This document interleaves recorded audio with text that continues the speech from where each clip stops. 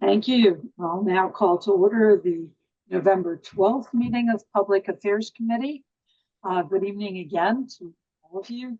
I will start with item 1, the receipt of reports from October, property maintenance, parks and rec, and public information.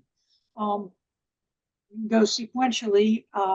Anybody, any of our staff want to make any particular highlights on their program? Mr. Brown, you want to start? Or do you have anything in particular to add?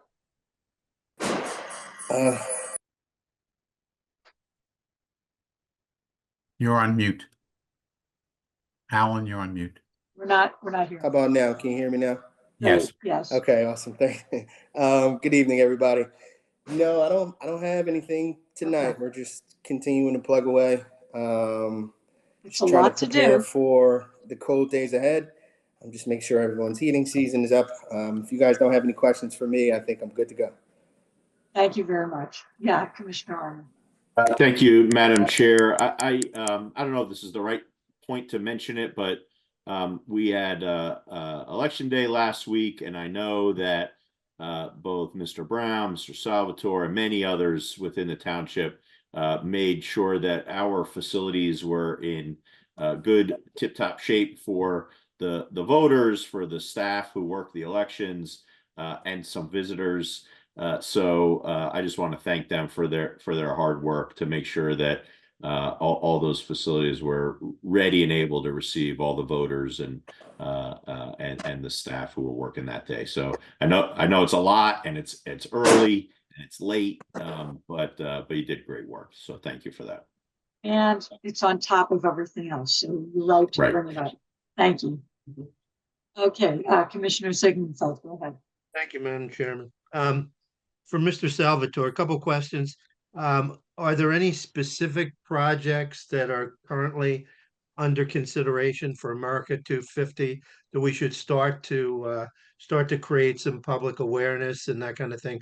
We're getting close to, a 6-month time frame, and I'm just wondering if there are those things. And then the other question I have is, are there associated fundraising activities that are going on to support some of the plans for 250 and beyond? So if you would, I'm sure that, you have extensive reports. I didn't see much on the fundraising side. And I think that's a big challenge because so much of the state money seems to have already been allocated. So let us know what we can do to try and scurry up some funds to support some of the local programming. Yeah, so you're a month too early there, Commissioner. We're going to do a full presentation on Cheltenham Celebrates America 250 in December. But you should know that I do have a sponsorship deck that has hit the street, so to speak, for all the 250 events, which we'll speak about in December.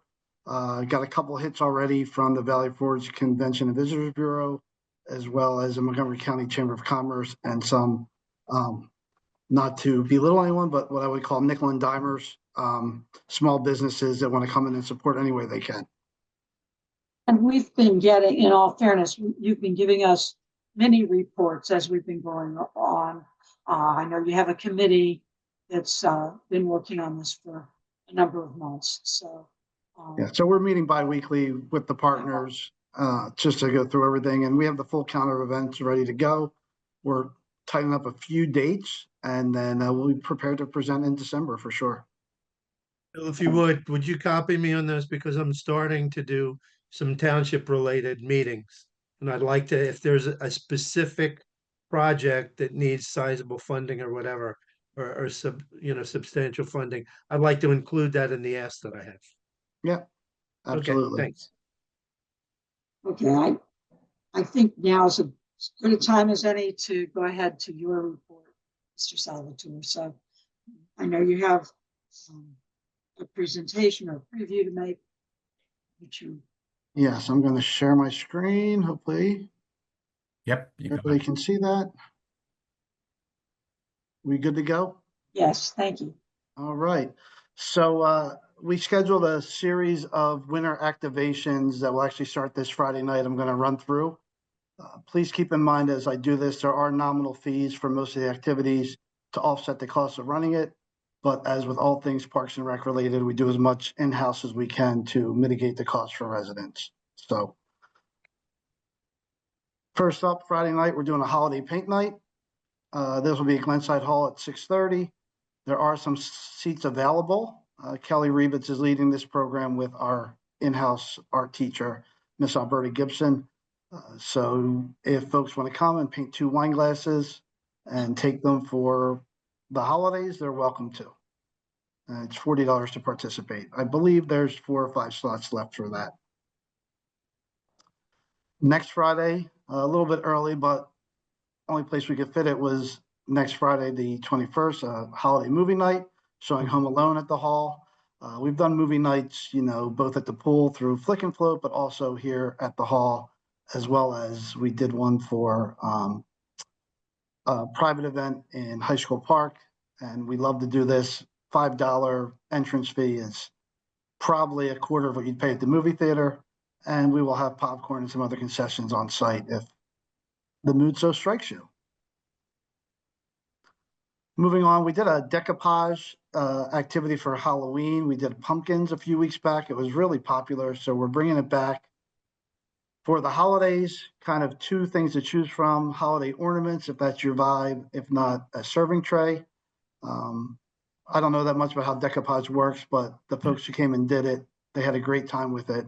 And again, this is another Kelly special. I leave all the arts and crafts programming to Kelly because it's more of her wheelhouse. I'll stick to the hoops and special event planning. So that's December 2nd. It's a Tuesday night. Yoga has been very popular here at the hall, and the fall program is slated to end next Wednesday. And we didn't want to give people a full month off. So the instructor said, why don't we do a special 3-week holiday reset yoga to help people get through the holiday season if they're stressed out shopping or doing whatever. Come out on a Wednesday night. If you've never done yoga before, it's a light touch to start. $20 for 3 weeks is pretty inexpensive. And if you like it, you sign up for the program that starts in January. If you don't like it, you go find something else. Not anything dramatic there. One of our most anticipated projects, I'm sure you've heard a lot about this. We are going to light up High School Park with what we're calling the Winter Woodland Walk. And it will be an 18-day installation of lights and sound of the holidays and a 1/4-mile trail through High School Park. Also want to share with you, just hot off the presses as of yesterday afternoon, Goat House Creamery will be in as a sponsor. They've come in to help us provide hot chocolate to anyone who does the walk. So what will happen is you'll do the walk, and I'll go through that in a minute. At the end, you'll get a coupon. You can head on down to Goat House Creamery and get your free hot chocolate and, buy whatever else you want, and maybe check out the businesses in the Elkins Park Business District, see what else is going on there, buy some crystals or, head over to Creekside or whatever you need to do. This is what it's going to look like. So you can see it. We have fun names for everything. So the ticket booth will be up around the handicap parking. You'll walk down that first leg of the trail, which we're calling the Frosty Forest Path. Along that trail, you will see some park benches. Behind those park benches, we will have wintry scenes that Mr. Brown's team is putting together for us for some photo ops, whether it's a selfie or, a family photo, whatever you want to do. Make your way down the trail and come across what we're calling the Jingle Bell Junction. To the midway point, there's a really nice focal tree at that midway point of the trail. That'll be, lit up in a very special way. Keep going. This last stretch, we're calling the Twinkle Trail. There are probably a dozen trees on either side that can be well lit, with another park bench along the way that you can do a photo op. Come down into what equates to be a little bit of a meadow, past the decorated shed to the last photo op, and then you can make your way out and make your way down across to the holiday hangout at Goat House Creamery. So Joanna and Jason and their team are going to put on a really nice display down there, not just for the hot chocolate, but for people to enjoy everything holiday related, whether it's peppermint flavored coffee or just the vibes of the season. It'll be really nice. And my understanding is the whole business district will be lit up for the holidays as well as decorated. So it'll be a nice vibe and a nice way to push some traffic, so to speak, into that business district. We're really happy about that. All right. Coming down the stretch here. We did this last year. We sold out this family gingerbread competition. It'll be the Friday night before the Jingle Bell Jamboree, which is Friday, December 12th. You come in, you get a gingerbread house kit, and you decorate it with your family. And you leave it overnight, and the next day, folks will come in and they will judge it at the Jingle Bell Jamboree. Last year's first place winner did receive 4 tickets to Disney on Ice. I'm working on those tickets as we speak, so hopefully that will be the prize again. And then second and third were some local gift certificates from, I believe, Goat House and Main Street Pizza. And that brings us into the Jingle Bell Jamboree. You'll see someone you notice there, and I'm not talking Santa, I'm talking who's on Santa's lap. So that Saturday at Glenside Hall, we will have, much like we did last year, photos with Santa. We'll have vendors here.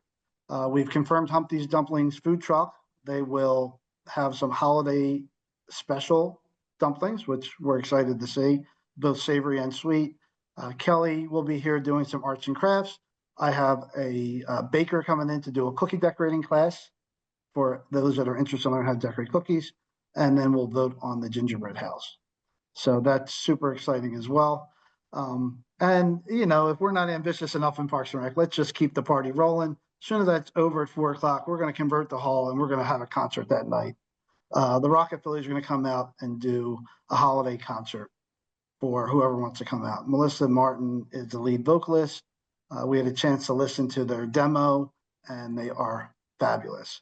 So we'll do some concessions there. It'll be a free concert, kind of like we do in the summer, but we wanted to end our holiday season on a high note, and the Rocket Phillies and, you know, their ways will be a great way to do it. So that's what I got. I'm going to just leave this here real quick. That QR code will take you to Rec Desk, so you can register for anything, or you just go to the website.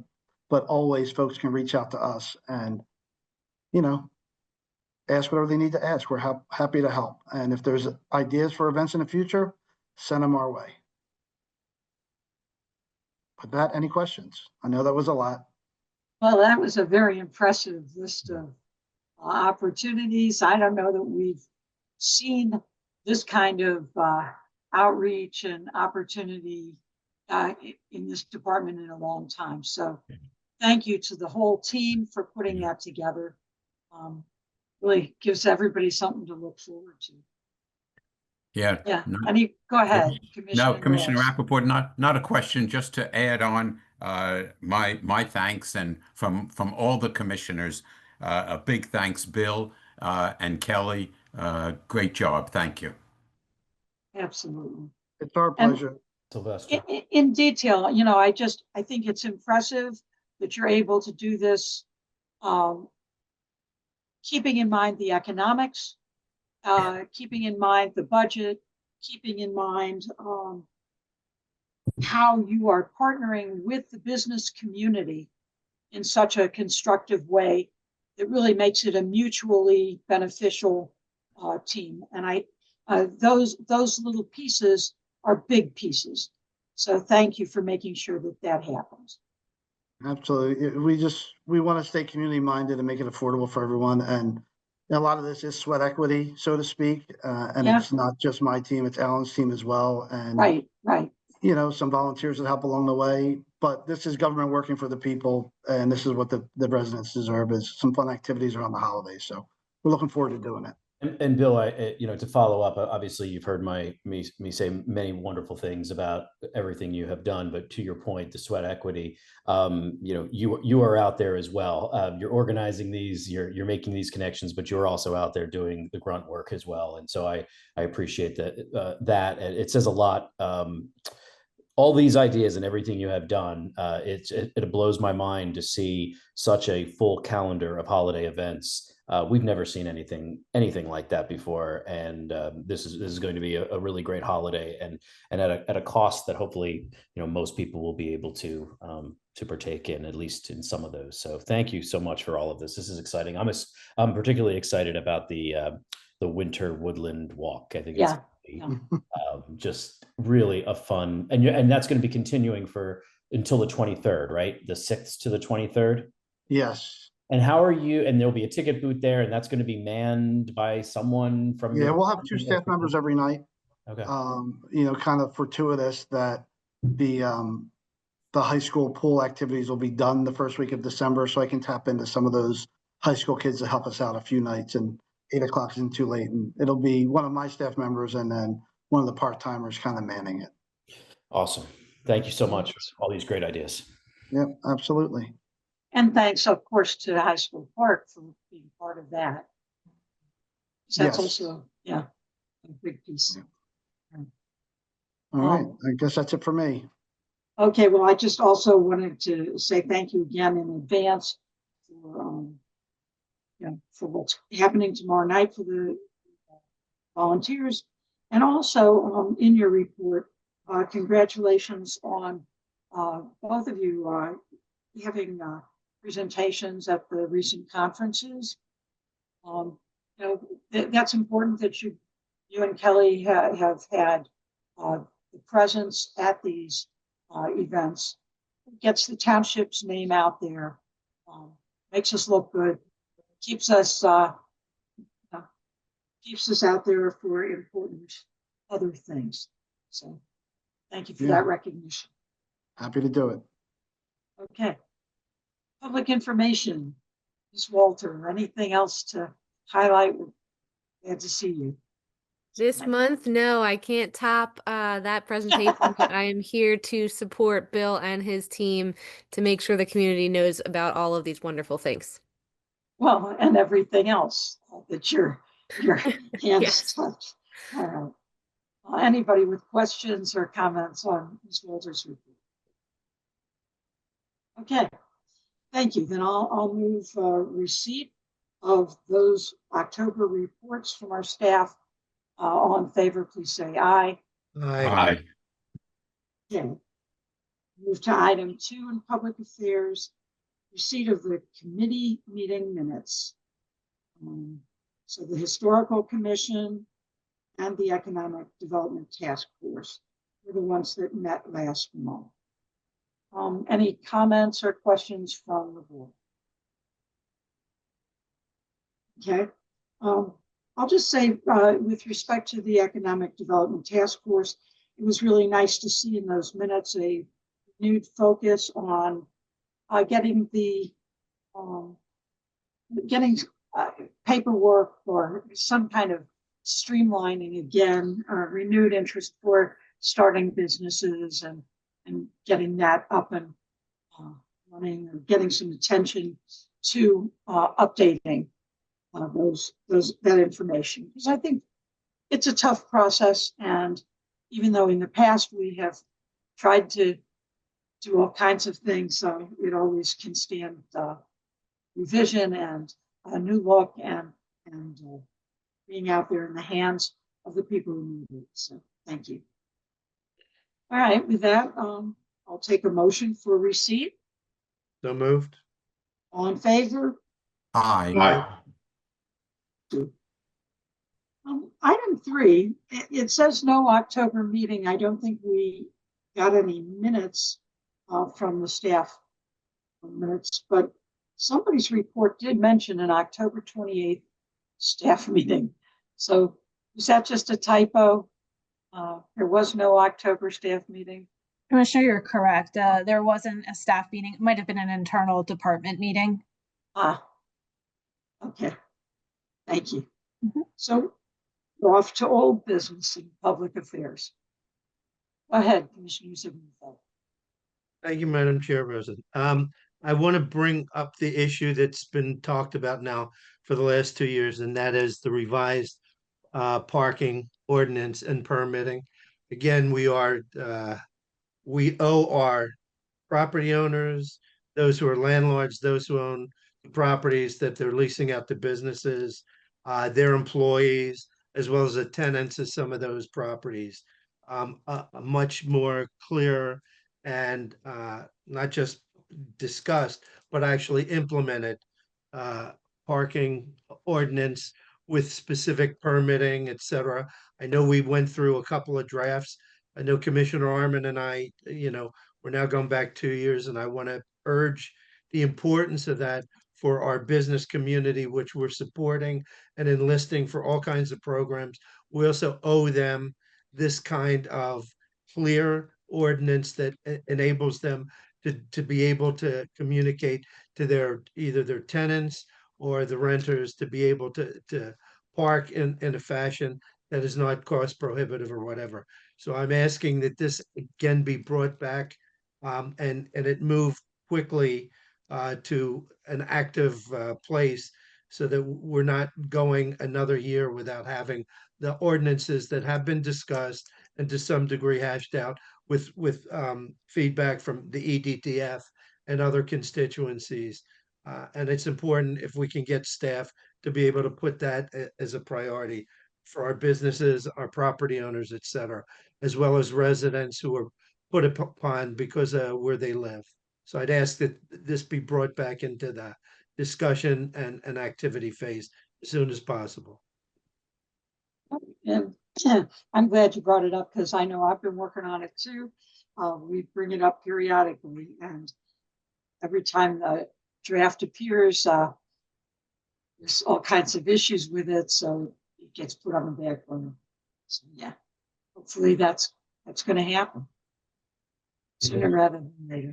Is there, other than being overburdened with lots of things, are there uncertainties about the proposal that is delaying this from being a reality? Yeah, it's an ordinance that doesn't really have consensus at this point. I think part of it is that it was trying to be very broad and answer a lot of questions with respect to the implementation of Park Mobile. So we will take a look at it and maybe make it a lot more simple. But ultimately, it's an ordinance that I don't know that there'll be consensus. So it may need to go to a vote at some point. Consensus among staff, you mean? No, I think more from a recommendation from the EDTF. I think their recommendation is probably that they would like to see less parking fees. Well, and also designated spots for their employees so that people using the commercial areas can park in front of their establishments, right? Yeah, I think the ordinance and the business community is a little bit at odds at this point. So we'll work on it. I think what my recommendation would be for 2026 is that we reach out and have the permitting done under the current ordinance for the residential parking permits, and then revisit this ordinance starting early next year and see if we can have an ordinance that can have some kind of consensus, maybe, like I said, simplify it a bit. Now that Park Mobile has been implemented for a number of years, I think some of the things may be able to be removed. But I think there's some good things and some important things that we need to take a look at for this ordinance as well. And I don't know the nitty gritty on this, but just looking at this, I think I tend to agree. I don't know what the numbers are or the costs were, but I tend to agree that I think we should have lesser fees. Our parking lots aren't being used very much as it is. And so by setting very high permitting fees for those parking lots or other places, streets, they're just going to push people to park elsewhere. I'd love for, what's that? Yeah, and shop elsewhere. Yeah, and shop elsewhere. So I think we need to be mindful. I think these permits need to be mindful of, if we're talking about the business district, they need to be mindful of the current state of our downtowns, which are not thriving.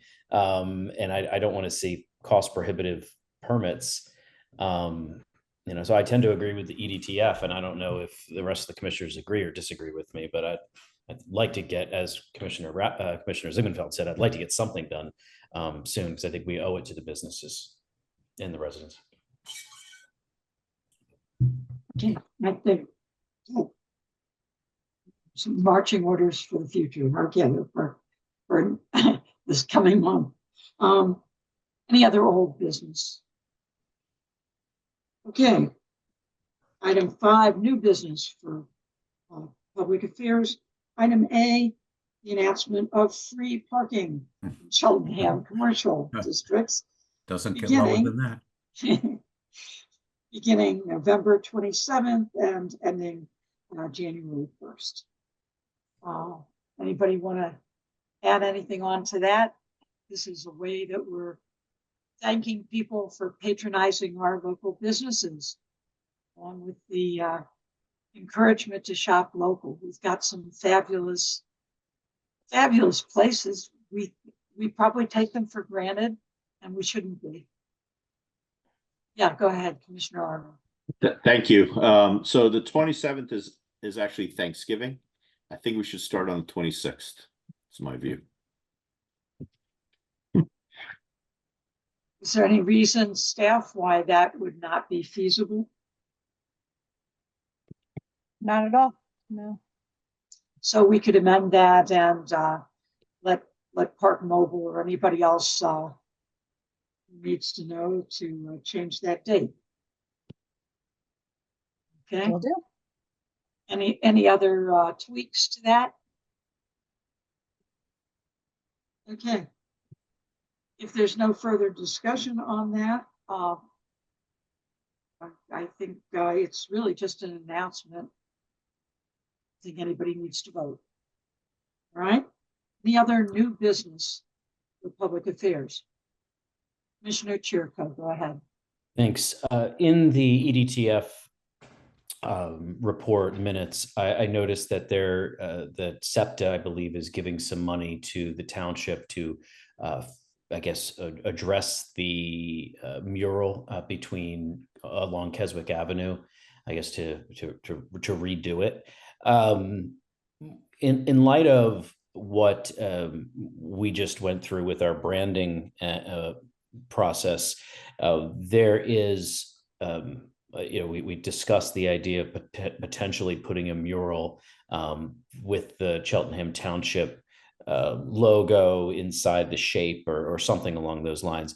And I was wondering whether or not there was other money that SEPTA might be able to give us to put something like that, say, on Old York Road maybe in the underpass, creating a mural over there.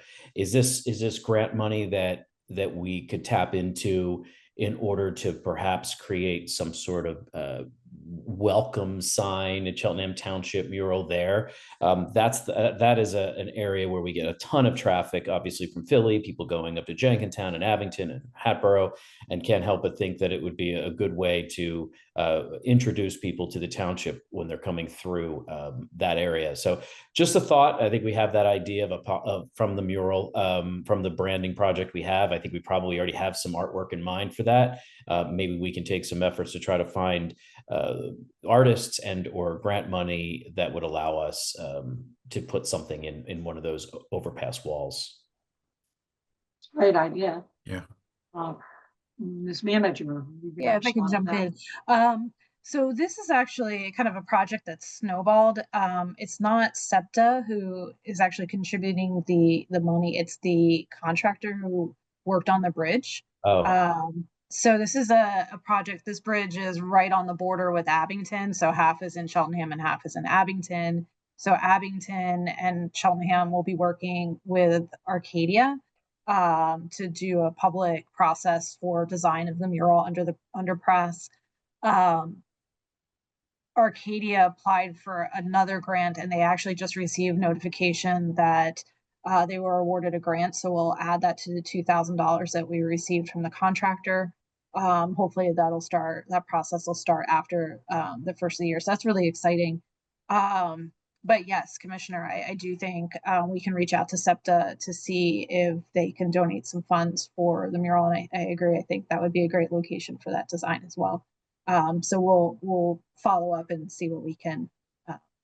And maybe even Arcadia would be willing to come in and participate with that too, if they've been such good partners with the Easton Road Yes. mural and this. So if we could tap them into that, I think that's just a great next location.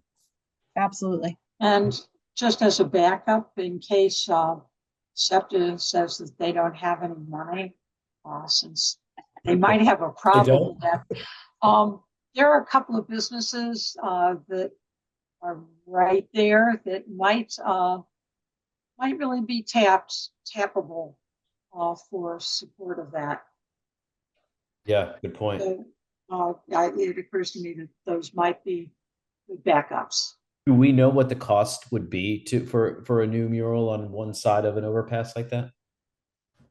I don't. I really don't. So we could get that information. I think we received $2,000 with for with an original quote just for kind of some materials for the mural, but I'm not sure. I think they received a $7,500 grant, so that's almost $10,000 toward that grant. So I don't know what it really would cost. So we can definitely look into that. Well, thank you. Commissioner Norris, you did have your hand up. Yeah, I did. No, I was just going to say what Commissioner Chirico said, that Arcadia has been a good partner in the past along Easton Road, and I was going to suggest that we reach out to them because I think your idea of the overpass on Old York Road is exactly what we should be doing. Thank you. Thank you. Again, any other new business for public affairs? Okay, we'll move on to item 6 for public affairs, citizens forum. Any citizens wanting to speak, please let me know by raising your digital hand. Or calling out if you can't figure out how to do that. See anybody? No. Okay. Well, I'll call for adjournment of public affairs and moving on to finance. All in favor? Aye. Aye. Aye. Aye.